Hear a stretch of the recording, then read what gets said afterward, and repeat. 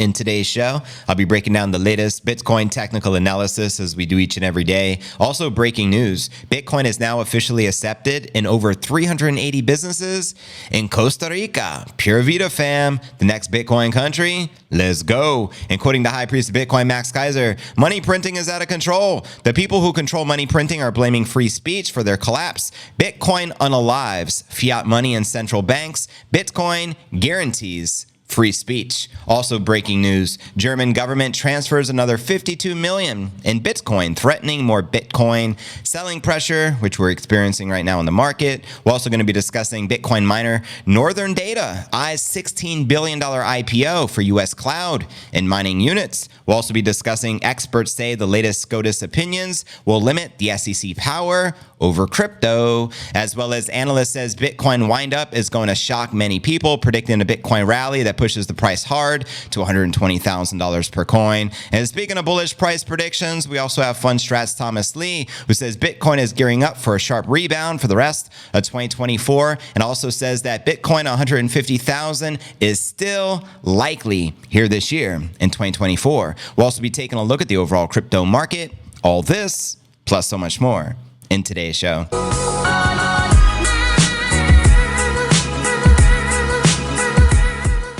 If you're new to the channel, very important to smash those likes, subscribe to the #1 daily Bitcoin pod, and hit the bell icon to turn on all notifications. It's always greatly appreciated. And also, if you can repost this over on X and spread the word, we're going to be live for the next couple of hours, live and in the flesh. Today is pod episode number 1688. I'm your host, JV, and it is July 2nd, 2024. That's right, Independence Day holiday right around the corner here on Thursday. Market is currently correcting back in the red. We had a little bit of a pumpage past 48 hours, which is always fun. But anyways, let's kick it off with our market watch as we do each and every day. We can see Bitcoin trading just under 62,000. It's just good to see us maintaining above 60 Gs. We have Ether correcting, but maintaining above 3,400, while some of the alts are pumping, including Solana, Cardano, XRP, and Tron. And checking out coinmarketcap.com, we're sitting with a Bitcoin dominance of 53.2%, with the Ether dominance at 17.9%.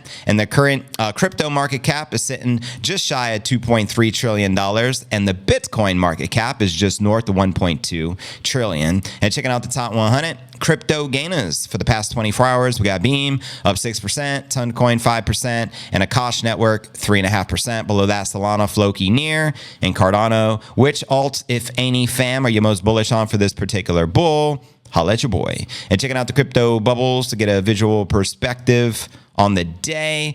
Safe to say, I'd say 70% of the market in the red, 30% in the green. And zooming out on the monthly for a broader perspective, unfortunately, 95% of the market bleeding in the red. And checking out the Crypto Greed and Fear Index, today we're neutral, 51. Yesterday, 53. Last week, 30 in fear. And last month, 73 in greed. But anyways, fam, let's dive into today's Bitcoin technical analysis. Check out some of the charts where the price action is likely to go next. We'll also pull up some of the live charts after I do some of the from the analysts. So here we go. Bitcoin circling 63 Gs as liquidity sparks hopes of 40% Bitcoin price gains. Here you're looking at the 1 hour chart focused on 63 as attention switched to the macro liquidity changes.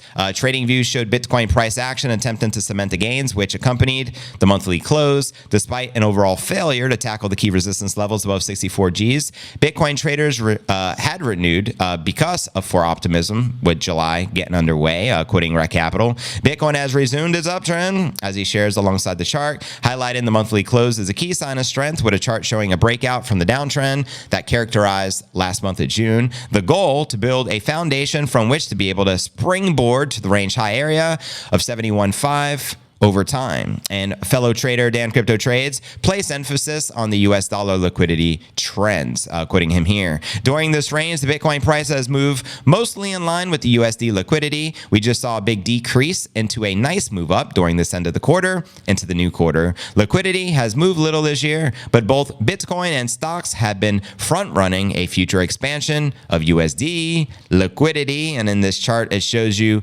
Bitcoin versus the US dollar liquidity and you can see Bitcoin in the orange, USD liquidity in the blue. And now we have another analyst, Cole Garner, who went further, suggesting the recent Federal Reserve liquidity changes could have a tangible short-term impact on the Bitcoin price strength. Quoting him here, biggest Fed net liquidity rate to change spike in 15 months. Last time that happened, Bitcoin rose 40% in 1 week. Not assuming a repeat, but you love to see it. Amen. Send it. Now let's discuss the Bollinger Bands. On the weekly time frames, the Bollinger Bands are constricting to levels only seen a handful of times throughout Bitcoin history, which is a classic precursor to major breakouts. The phenomenon was observed by analyst Matthew Hyland, who shared here, weekly Bollinger Bands have been only this constricted 4 other times in the entire history of Bitcoin. So there you go, yo. Now, breaking news in Costa Rica. Now, I got a lot of love because this was the first country I ever lived in outside the United States when I was a young man. I relocated to Costa Rica for a few years, and I love it out there personally. A beautiful country there in Central America. I encourage you guys to visit. One of my favorite places. Anyways, Bitcoin is now accepted in over 380 businesses in Costa Rica. Will Costa Rica become the next Bitcoin country? Let me know. I used to actually go to Nicaragua all the time to do my what do they call visa runs, you know, before the visa expires. I lived in the north part of Costa Rica, and I believe it was Guanacaste province. But nonetheless, family, let me know if you guys have ever been to Costa Rica. It's definitely a beautiful place to be. And what if it becomes the next Bitcoin country? Latin America takeover for the biddies. Let's freaking go. And responding to the FUD from the New York Times, they actually had a headline that said, the First Amendment is out of control. I love Max's response. No, money printing is out of control. The people who control the money printing are blaming free speech for their collapse. Bitcoin kills fiat money and central banks. Bitcoin guarantees free speech. Amen to that. Now let's check out some of the live chart action, my friends. Let me pull this up for you guys. We're looking at TradingView via Coinbase. This is live and in the flesh right now. This is the 1 month chart, and then we'll zoom in to get different perspectives of where we're at and some of the targets as well. So in my opinion here, the 1 month chart is looking bullish as all hell. You know the common theme here, when in doubt, zoom out. I share that very often because it's so true. Bitcoin's been on a 15-year bull run if you want to zoom out far enough. Zooming into the weekly, here's the weekly chart. We do have some targets here. We have a bullish pennant target sitting at roughly 90,000, and we also have a more bullish pennant sitting at 106,000, which will take us to that 6-figure milestone. So as you can see, the weekly chart looking bullish as a mofo right now. Now let's zoom into the 1-day chart. Should be looking pretty lit. Here we go. Actually, we've had a lot of sideways trading action here. We do have some targets, though. We have a target in the red for a falling wedge at roughly 73,000. And then we have one north for a bullish pennant, also sitting at 106,000. But we also have some bottom targets, one sitting at 53.6. And we have another one sitting at 47.7. And this, again, is on the 1-day chart. Let's zoom in a little further. Check out the 4-hour. Again, live and in the flesh right now. We do have a rising wedge breakout occurring. We do have a big target sitting at 73.5, which would reunite us back towards price discovery. I believe the current all-time high of 73.8, which we achieved in mid-March. And we also have a bottom target in the green, which you can see on your screen at 57,500. And we're going to zoom in one more time and check out really briefly the 1-hour chart. See what's happening. We do got some action happening here with some tops, as you can see here highlighted in the pink, and we do have some targets as well to the downside. We have one at 61,000, and we have all the way down sitting at around the $57,000 level. So there you have it, my crypto La Familia. Let me know your thoughts regarding some of the charts and some of the price action and some of the analysis. Next story, let's discuss this government sell-off, which could be causing the most recent dip we're seeing in the price action. Headline reads, German government transfers another 52 milli in Bitcoin, threatening more Bitcoin.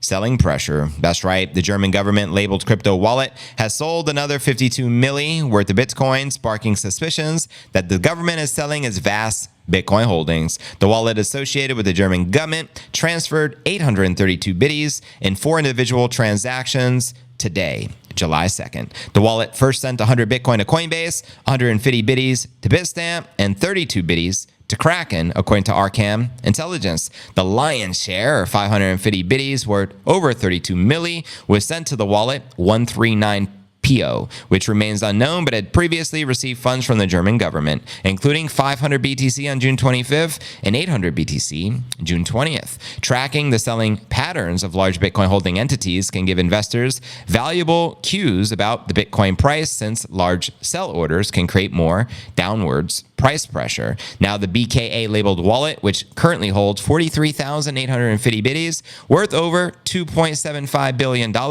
could threaten the Bitcoin price due to more potential selling pressure. The Bitcoin price has been in a downtrend since the beginning of June, falling 7% during the past month. Bitcoin found a local bottom currently at 58.4 on June 24th before bouncing back above the $62,000 mark. According to Bitstamp, as you can see here, Bitcoin has amassed significant support at the 61.5 mark. However, a move below it would liquidate over $1 billion worth of leveraged long positions across all the exchanges, according to CoinGlass. Now, is the German government actively selling the biddies? This is the question.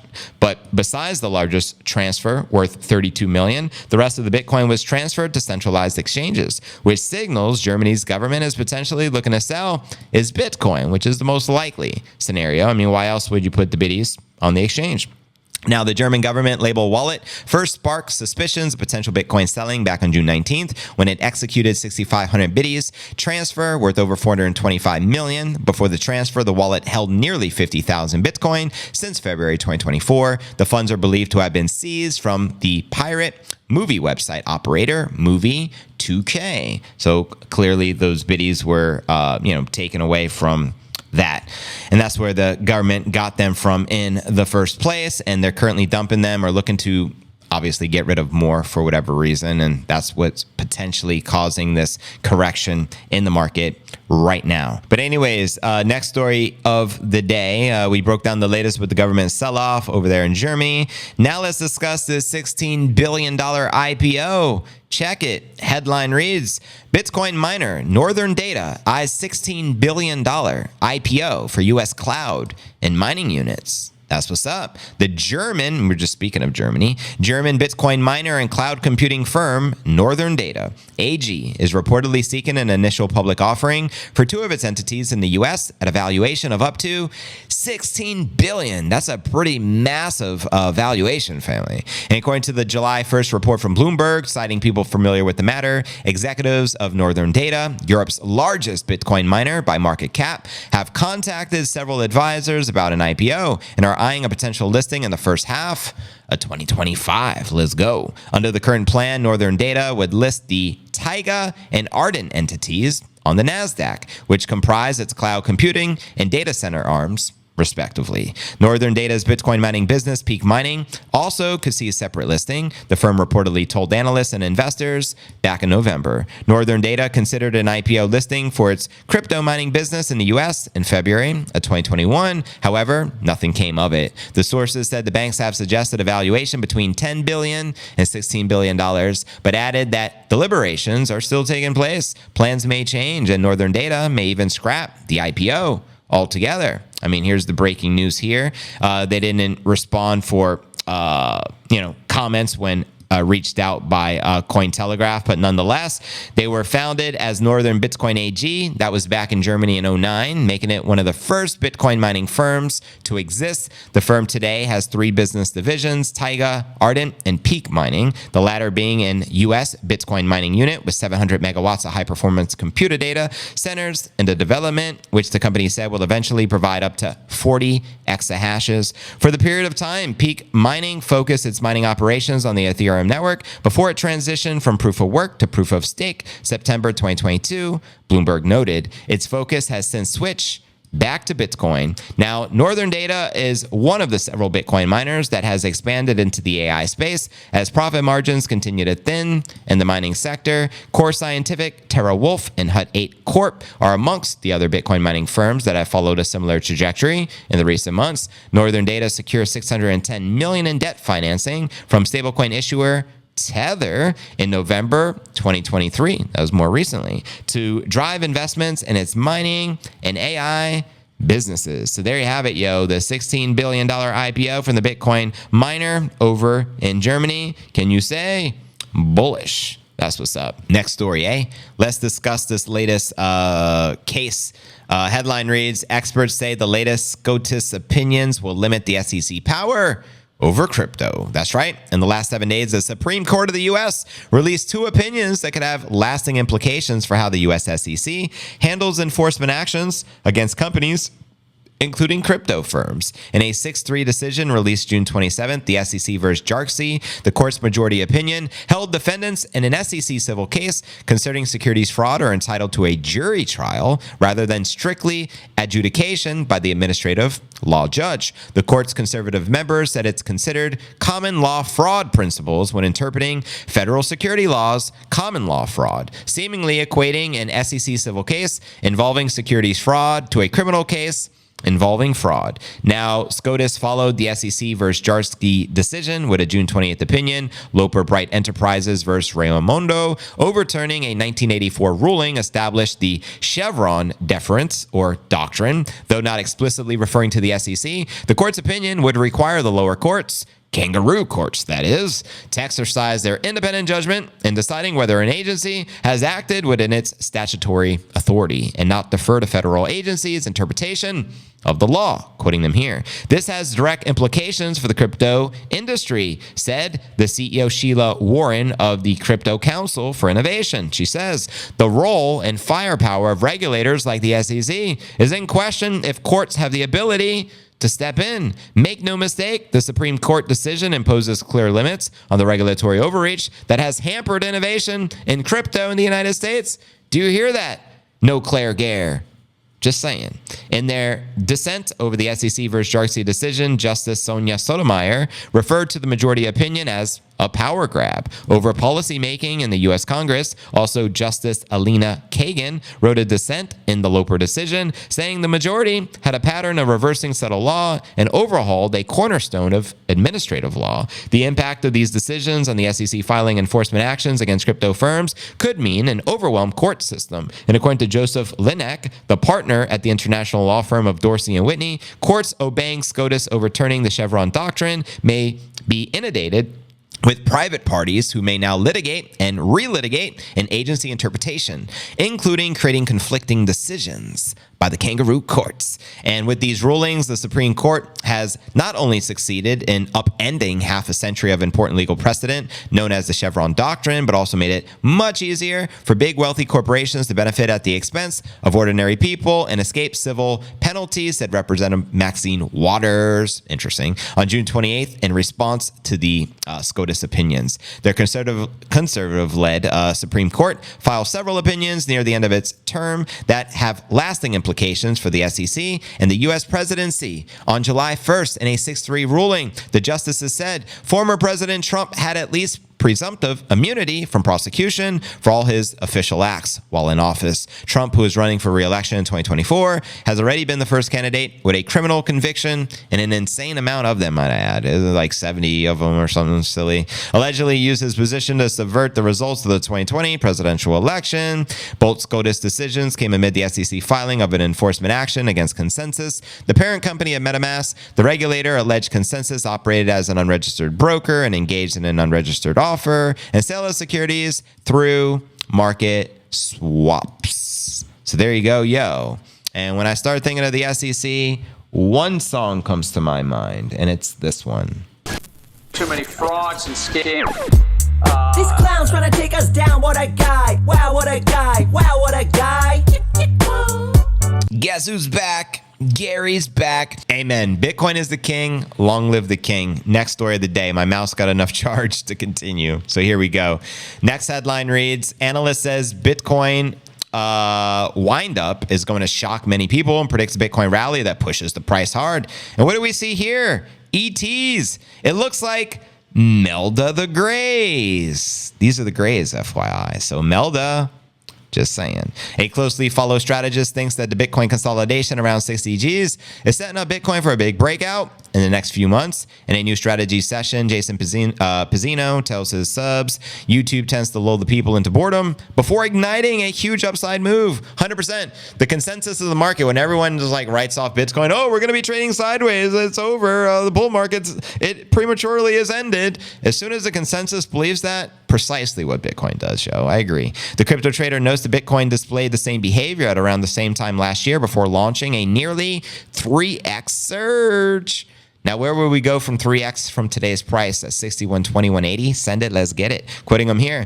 This big wind up is going to shock many, many people. Look at what happened when Bitcoin wound up for about 7 months last time. March to the breakout in October of 2023. A big windup of 7 months caused that huge move from 25,000 to 74. Not saying it has to do the exact same percentages. I am just talking about more significant move that pushes the price pretty damn hard. I don't know if it is going to be a straight line like it was in the last cycle. It could be a big pump up, a pullback, and then it just takes off again. And what the analyst is indicating, according to the chart in which he shared, is Bitcoin having a run up. Yeah, there'll be corrections along the way. In fact, it shows us hitting like maybe 95,000, correcting back down to 80, and then blasting, catapulting up to $119,000 per coin. Let me know if you agree or disagree with that sentiment. Now, Pizzino also says that it appears Bitcoin is following in the footsteps of the 2016 and 2017 bull market. How many of you were around back then for the 2016 halving? I actually entered Bitcoin in 2017, the year preceding the halving, but when I got in, it was only like $1,500 per bitty, and by the end of the year, December, $20,000 all-time high. Mind-boggling, right? In 2016, the Bitcoin bull market started slow before ultimately launching a parabolic rally that saw the Bitcoin record a sustained uptrend for more than a year. And according to Pizzino, Bitcoin seems to be mirroring the same organized move up, leading him to believe that the bitty may be gearing up for big rallies in the coming months. Quoting him again, if that is to occur again or similar, not exactly the same, it might have a nice big stretch of 3, 4, maybe 5 quarters of green. Now, hypothetically speaking, could you imagine the next 5 quarters pure green bullishness in the markets? I can definitely see it. But let me know your thoughts, fam, and let me know if you agree or disagree with the analyst